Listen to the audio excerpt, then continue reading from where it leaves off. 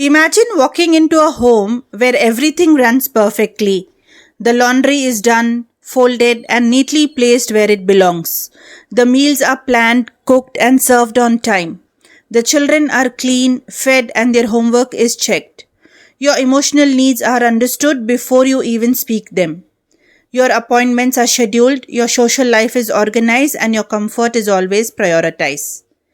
Now imagine all of that responsibility falling on one person and society casually assuming that person should be a woman.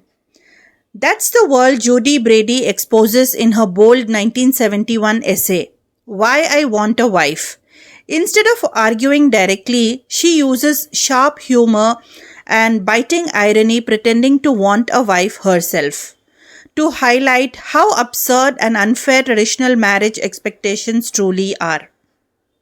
To understand the power of this essay, we need to step into the world of the early 1970s.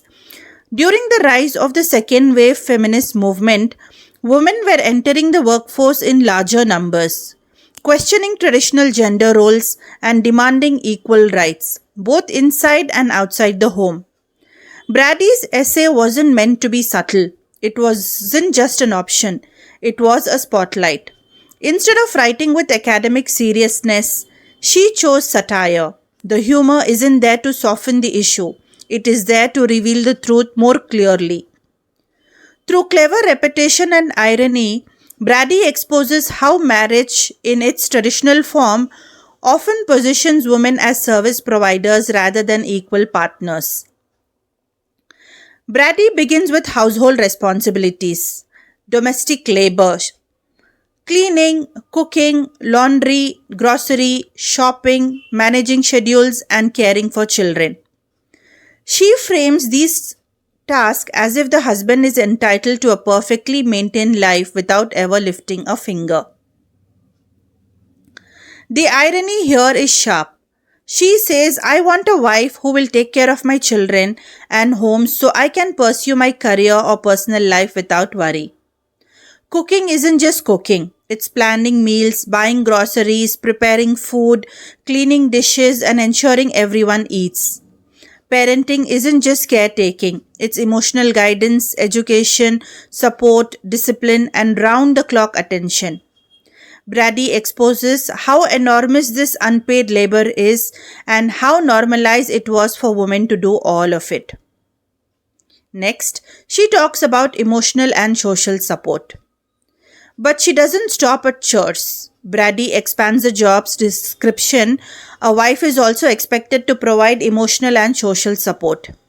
She says she wants a wife who will comfort her when she is stressed, support her ambitions, and maintain the family social life and relationships.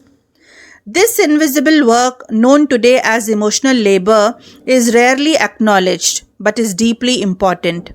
Who remembers the birthdays? Who plans gatherings? Who checks in emotionally?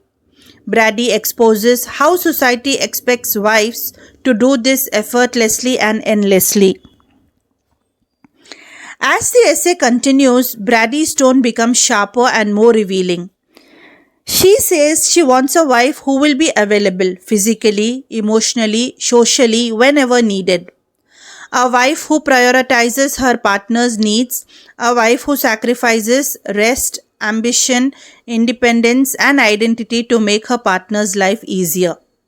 And then comes the shocking, bold line. If the husband decides he no longer wants his wife, he can replace her easily, without guilt, without explanation. This moment transforms the essay from humorous exaggeration into a stark critique of power imbalance. One of the most powerful tools in this essay is tone. The repeated phrase, I want a wife, creates a rhythm like a shopping list.